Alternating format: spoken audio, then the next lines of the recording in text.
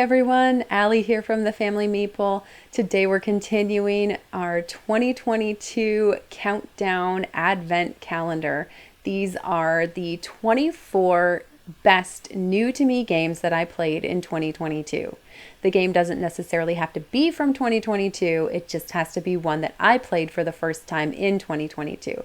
If you're interested in the first part of the list, please check the description below to start at number 24 and work your way down. Today though, we're going to be talking about number 13 on the list, which is hats from Thundergriff Games. And it was designed by Gabriele Bubola and artwork by Paolo Voto. This is a simple little card game that I saw on a video from Before You Play. It has absolutely gorgeous artwork. It's all of these fancy, crazy designed hats. The premise of the game is that you are going to the Mad Hatter's Tea Party, and so you are collecting like cookies, and there's a fun little like napkin that you use for scoring, but essentially it's just a set collection game. And so in hats, you will have a hand of cards at the beginning of the game, and each round you are going to play one card.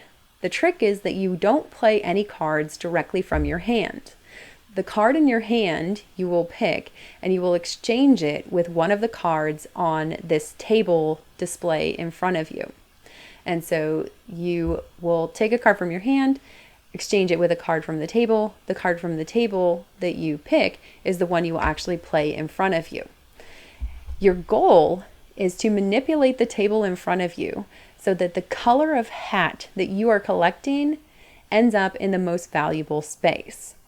If the color of hat that you've collected in front of you in your tableau doesn't appear on the table at all at the end of the game, it scores nothing.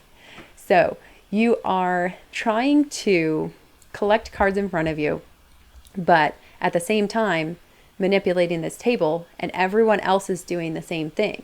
So you may play a card out onto the table and think that the pinks are going to score really well at the end of the game, but the player next to you will exchange that pink card with a brown, and now there's no pinks on the table and they don't score at all. There are a few rules to exchanging cards on the table. It has to either be the same color hat, or it has to be a higher value hat that you play to exchange. And at the very end, you will have one card left over in your hand, and that card becomes your, I think it's called your secret hat or special hat, and that card you will score for those color hats that are in your display. So you're trying to decide, what am I going to hold back?